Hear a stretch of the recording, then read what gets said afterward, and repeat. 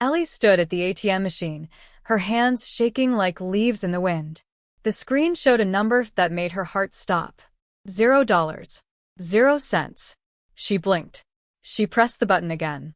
Maybe the machine was broken. Maybe it was a mistake.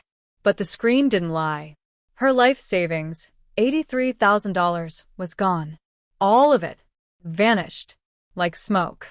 If this story touches your heart, please like, share, and subscribe. Let's spread this message together. Ellie's legs felt weak. She grabbed the side of the machine to keep from falling. An old woman behind her asked if she was okay, but Ellie couldn't speak. Her mouth was dry as sand. How could this happen? She had been so careful. Every dollar she saved came from blood and sweat. She cleaned other people's toilets. She scrubbed other people's floors. She worked until her knees screamed and her back felt like it would snap in half. And now nothing. She walked home in a fog. The streets of South Central Los Angeles blurred around her. Cars honked. People laughed. The world kept moving like nothing had happened. But Ellie's world had just shattered into a million pieces. The life she built. Ellie wasn't always alone. Once, a long time ago, there was a man. Jackson's father. He had smooth words and big promises. He said he'd take care of them forever. But forever lasted exactly 3 years. One morning, Ellie woke up and he was gone. No note. No goodbye. Just empty drawers and a baby boy crying in his crib. Jackson. Her beautiful baby boy with eyes like chocolate and a smile that could melt ice. Ellie looked at that baby and made a promise. She would give him everything. She would make sure he never felt the pain she felt. She would build a life for him, even if it killed her. And she almost did. She sold the small piece of land her grandmother left her, land that had been in the family for 60 years. She cried the day she signed those papers, but Jackson needed food. He needed clothes. He needed a future. Ellie worked 3 jobs. She cleaned houses in Beverly Hills where rich people had 10 bathrooms and complained about nothing. She washed dishes at a diner where the owner yelled if you took too long on your break. She bagged groceries on weekends, her feet aching so bad she soaked them in ice water every night. But she smiled. Because Jackson was thriving. He made honor roll. He joined the basketball team. He got into college, the first person in their family to go to college. Ellie cried tears of joy at his graduation. She sat in the back row in her old church dress, but her heart was in the front row, bursting with pride. "Mama," Jackson said that day, hugging her tight. "I'm gonna make you proud. I'm gonna take care of you one day. I promise." Ellie believed him. She trusted him. Jackson met Tanya at a business conference in New York. She was tall and elegant, with designer clothes and a smile that looked perfect but felt cold. Her mother, Rhonda, was even worse, a woman who measured people by their bank accounts and zip codes. At first, Jackson tried to balance both worlds. He'd visit Ellie on Sundays, eat her chicken and rice, and tell her about his new job at the tech company. But the visits got shorter. Then they got less frequent. Then they almost stopped. "Mama, I'm busy," he'd say on the phone, his voice distracted. "Tanya and I have a dinner thing. I'll call you next week." Next week became next month.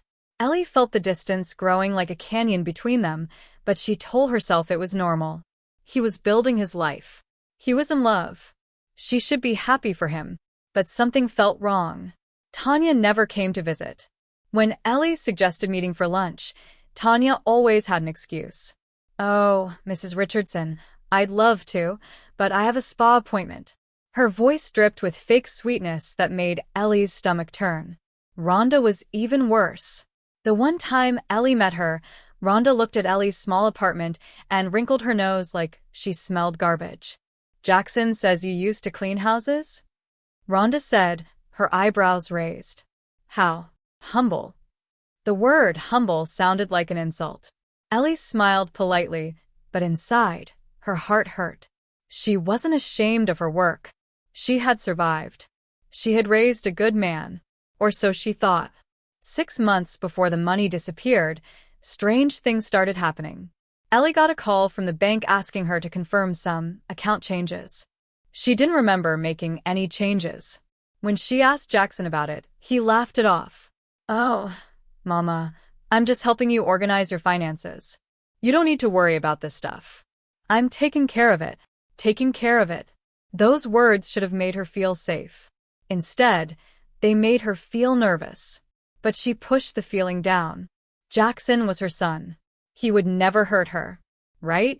Then came the papers. Jackson showed up one afternoon with a stack of documents.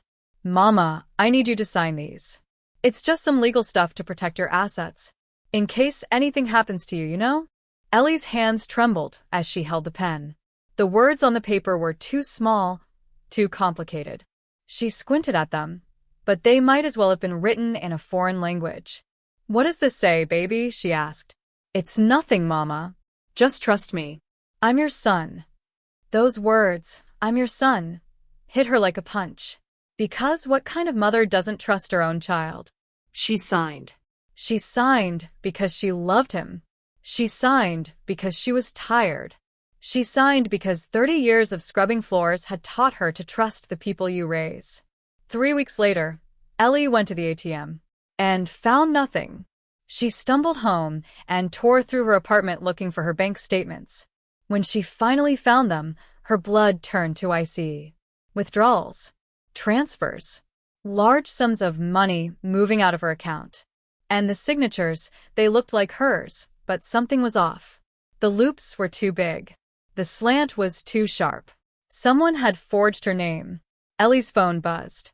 A notification from Instagram, an app Jackson had helped her set up, so she could see his photos. She opened it, and there he was. Jackson. Tanya. Rhonda. Standing in front of the Colosseum in Rome. Smiling. Laughing. Tanya held a shopping bag from some fancy store. The caption read, "New beginnings. Living our best life. Italy." Ellie stared at the photo until her vision blurred. Her son, the boy she had raised, the boy she had sacrificed everything for, was in Rome, spending her money, living his best life, while she had nothing. The phone slipped from her hand and hit the floor. Ellie didn't cry. Not yet.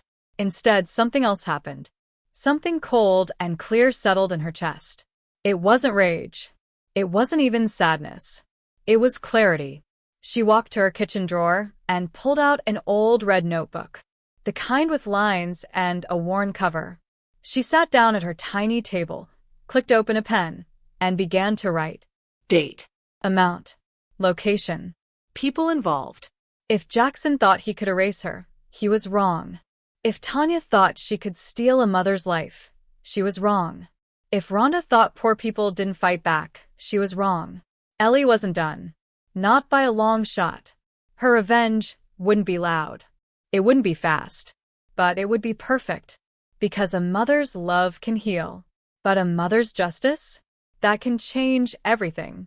Ellie didn't sleep that night. She sat at her kitchen table with the red notebook open in front of her, writing until her hand cramped. Every memory became a piece of evidence. Every conversation became a CLUE. She remembered the day Jackson asked her to add his name to her bank account. "Just in case of emergency, Mama," he had said, his eyes so sincere. "What if something happens to you, and I can't access funds to help you?" It made sense at the time. What mother wouldn't want her son to help her in an emergency? But there was no emergency. Just greed. Ellie wrote it all down. The dates. The amounts. The lies wrapped in love. By sunrise, she had filled 12 pages.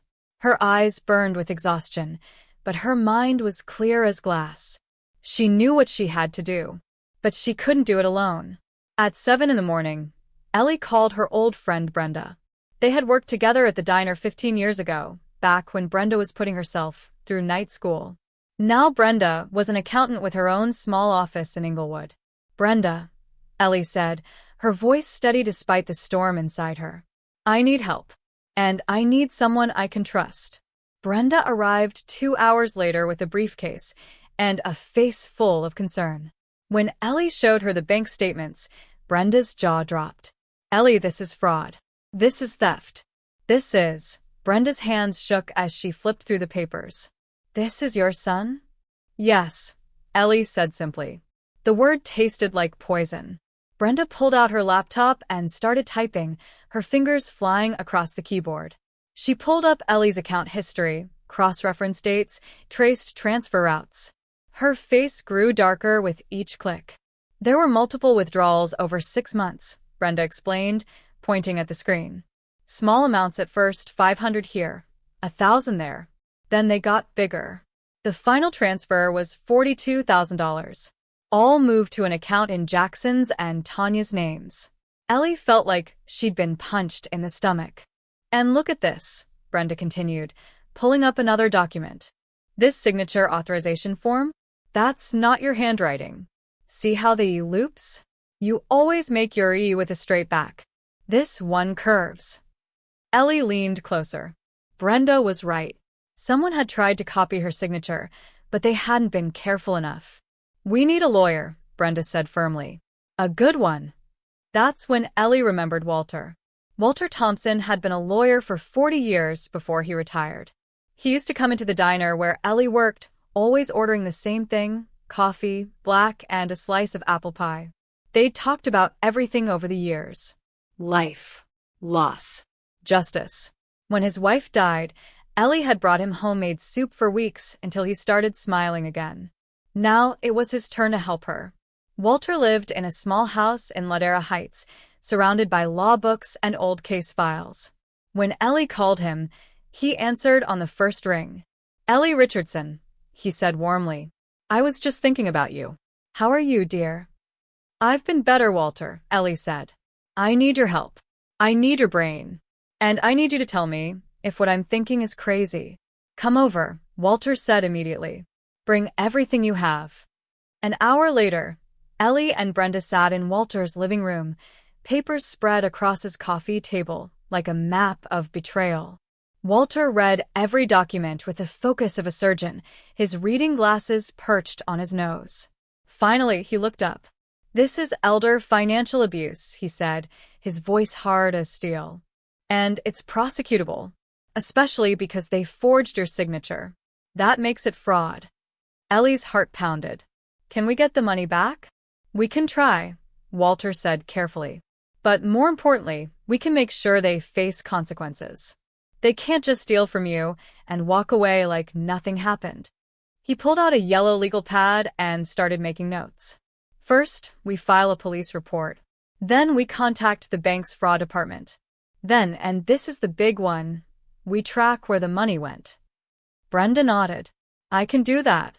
I have software that can trace international transfers. International? Ellie asked, her stomach sinking. Look at this, Brenda said, turning her laptop toward Ellie. On the screen was Jackson's Instagram account. Post after post of luxury. Designer clothes. Fancy restaurants. The Roman Colosseum. The Trevi Fountain. Tanya posing with shopping bags. Rhonda sipping wine at a sidewalk cafe. And the captions. The captions. Finally living the life we deserve.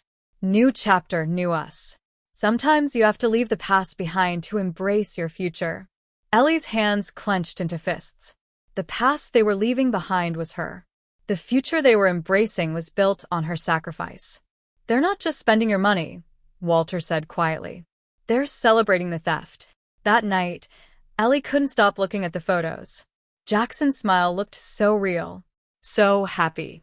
Like he had no idea or no care that his mother was eating canned soup in a dark apartment while he ate pasta in Rome. She zoomed in on one photo. Jackson had his arm around Tanya, both of them laughing.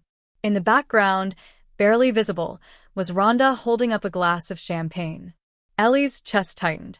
This wasn't just Jackson's betrayal. This was planned. This was a family affair. Tanya had poisoned Jackson's mind. Rhonda had encouraged it. Together, they had turned her son into a thief. But Ellie wasn't going to scream. She wasn't going to cry. She was going to be smarter than all of them combined. Over the next 3 weeks, Ellie became a detective. She documented everything. She printed every Instagram post and taped it into her red notebook. She wrote down dates and matched them to withdrawals. She saved every text message Jackson sent, each one full of excuses. Sorry I haven't called, Mama. Work is crazy. Can't talk right now. Tanya's family is visiting. I'll come see you soon. I promise. Lies. All lies. Brenda discovered something critical. The transfers didn't go directly to Jackson's account. They went through a shell company, a fake business set up in Tanya's name. That way, if anyone investigated, it would look like a legitimate business transaction, not theft. She's smart, Brenda admitted grudgingly, but not smart enough. Walter made phone calls. He contacted the district attorney's office. He filed paperwork with the bank's fraud division. He requested an international alert through Interpol to freeze any suspicious transfers. This is going to take time, Walter warned Ellie. Justice doesn't happen overnight. I have time, Ellie said. I've waited my whole life. I can wait a little longer. But then Brenda found something that changed everything. She was digging through old files when she discovered a document Ellie had never seen before.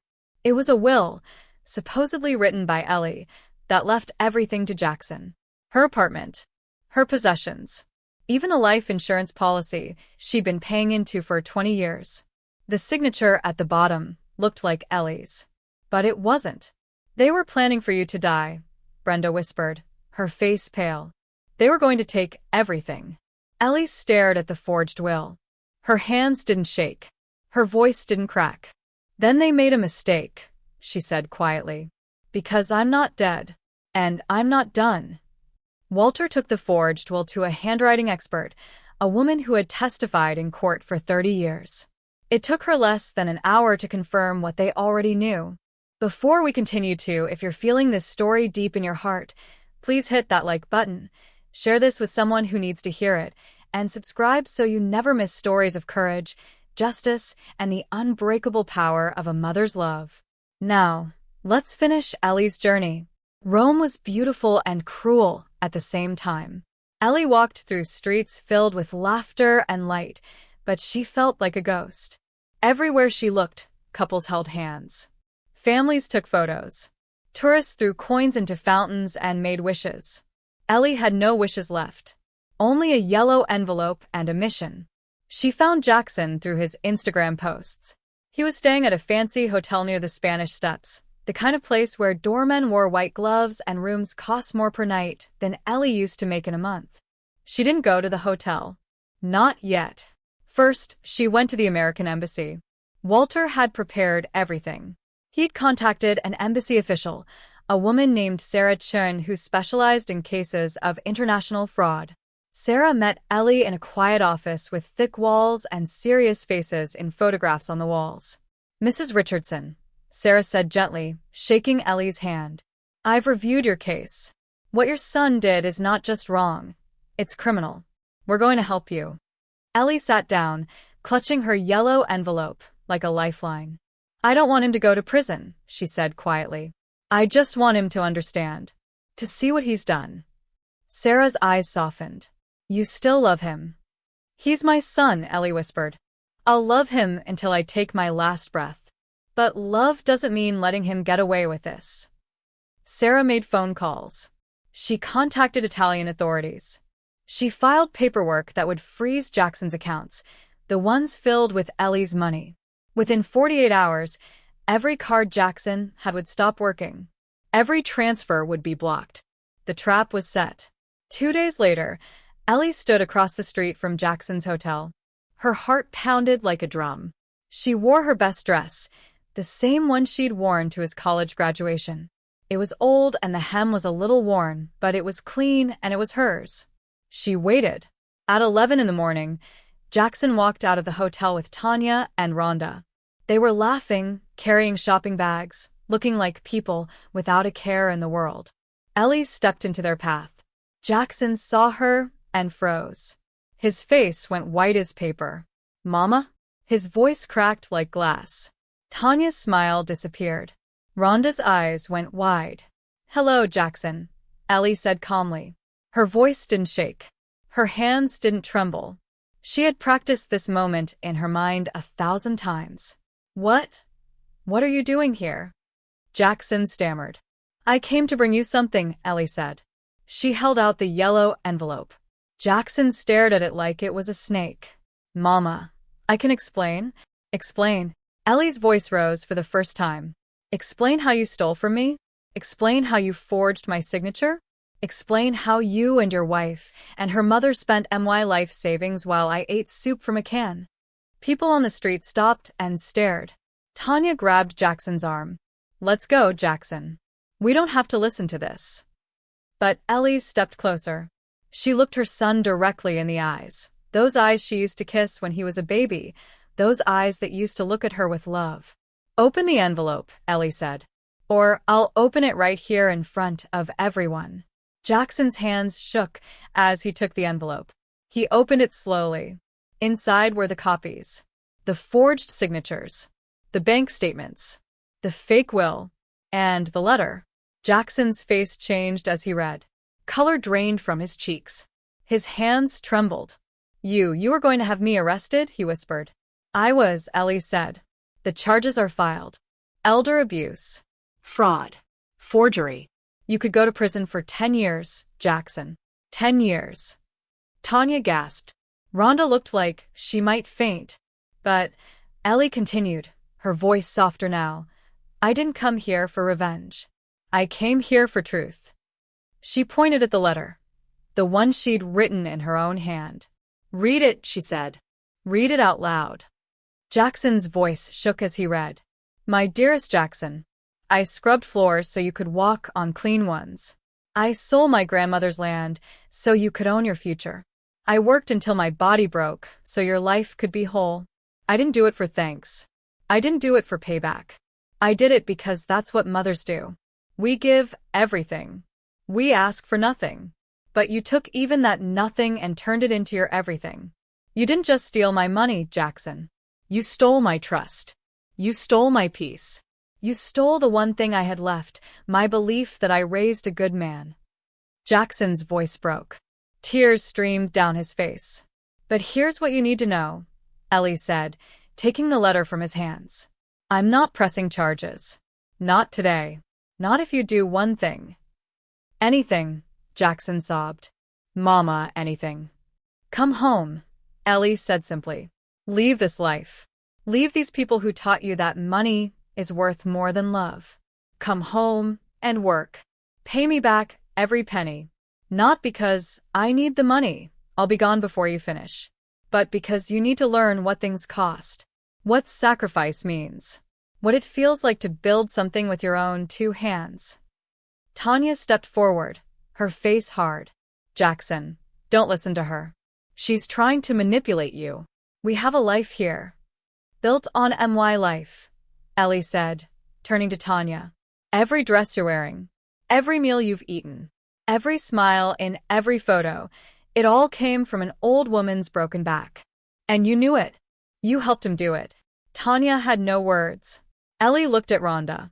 And you raised a daughter who thinks stealing from the elderly is just smart business. What kind of mother are you? Rhonda's face turned red, but she said nothing. Jackson fell to his knees right there on the street. I'm sorry, Mama. I'm so sorry. I don't know what happened to me. I don't know who I became. I know who you became, Ellie said, kneeling down to his level. She cupped his face in her worn hands, the same hands that had changed his diapers, that had held him through nightmares, that had worked until they bled. You became what happens when you forget where you came from. But you can change. It's not too late. Jackson wrapped his arms around his mother and sobbed like a child. People walking by pretended not to watch, but Ellie saw their faces. Some were crying too. That night, Jackson sat alone in his hotel room. Tanya had left. She'd packed her bags and called her mother, and the two of them booked the first flight back to New York. She didn't even say goodbye. Jackson realized something in that moment. Tanya had never loved him. She'd loved the money. She'd loved the status. She'd loved what he could give her. But Ellie? His mother? She'd loved him when he had nothing. She'd loved him when he was nobody. She'd loved him even when he betrayed her. That was real love. The kind you can't buy. The kind you can't fake. 3 days later, Jackson flew back to Los Angeles. He didn't sit in first class. He didn't order expensive wine. He sat in the back row with a backpack and the yellow envelope, and he read his mother's letter over and over until he had it memorized. When he landed, Ellie was waiting at the airport. She looked smaller than he remembered. More fragile. How had he not noticed? "I'm home, Mama," Jackson said, his voice thick with emotion. "I know, baby," Ellie said, taking his hand. "Now the real work begins." And it did. Jackson got a job at a warehouse. Nothing fancy. Just lifting boxes and loading trucks. His back hurt. His feet ached.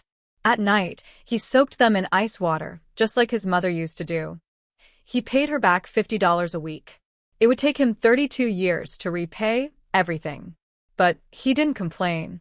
Every payment was a reminder. Every dollar was an apology. Ellie watched her son change. The arrogance melted away. The entitlement disappeared. He started showing up at her apartment on Sundays again, not with empty promises, but with groceries. He'd cook for her, simple meals, nothing fancy, and they'd talk. Really talk. Not about money or status or the future. Just about life. About memories. About mistakes and second chances. Ellie knew she didn't have much time left. Her body was tired. Her heart was weak. The doctors told her she had maybe a year, maybe less. But she had done what she set out to do. She had taught her son the most important lesson of all. Consequences. Not the kind that come from anger or hate. The kind that come from love. The kind that say, "I love you too much to let you become someone I don't recognize." On a quiet Tuesday morning, Ellie passed away in her sleep. Jackson found her sitting in her favorite chair by the window, the red notebook open in her lap. On the last page, she had written, "To my son, you broke my heart, but you didn't break my spirit. You took my money, but you gave me something more valuable. You came home. Not to the apartment. To yourself. To the boy I raised. That's worth more than all the money in the world. I forgive you, Jackson. Now forgive yourself. Love always, Mama."